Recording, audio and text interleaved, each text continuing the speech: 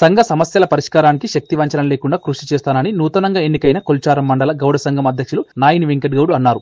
కొల్చారం మండల పరిధిలోని చిన్నగణపూర్ రేణుకా ఎల్లమ్మ ఆలయ ప్రాంగణంలో ఏర్పాటు చేసిన గౌడ సంఘం ఆత్మీయ సమ్మేళనానికి పెద్ద ఎత్తున సభ్యులు హాజరై నూతన మండల కార్యవర్గాన్ని ఏకగ్రీవంగా ఎన్నుకున్నారు. ఎన్నికల పరిశీలకులుగా అగ్రికల్చర్ రాష్ట్ర ఫోరం అధ్యక్షులు అక్కంగారి శ్రీహరిగౌడ్ వ్యవహరించగా మండల గౌడ సంఘం అధ్యక్షునిగా నాయిన్ వెంకట్ గౌడ్ ను ఏకగ్రీవంగా ఎన్నుకున్నారు.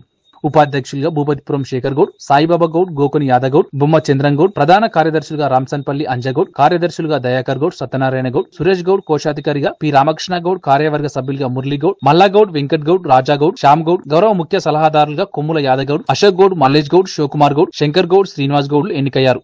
ఈ సమావేశంలో మాజీ సర్పంచులు శ్రీధర్ గౌడ్, రాజాగౌడ్, సత్యనారాయణ గౌడ్, యాదగౌడ్, మాజీ ఎంపీటీసీలు శ్రీనివాస్ గౌడ్, మాజీ విద్యా కమిటీ చైర్మన్లు, వైస్ చైర్మన్లు తదితరులు పాల్గొన్నారు. సహకరించి అందరి ప్రోద్బలంతో ఎన్నుకొని నాకు ఈ అవకాశం ఇచ్చిన అందరికి కూడా కృతజ్ఞత తెలుపుకుంటూ ఈ అవకాశం ఇచ్చిన పెద్దలకు ధన్యవాదాలు తెలుపుతున్నాను.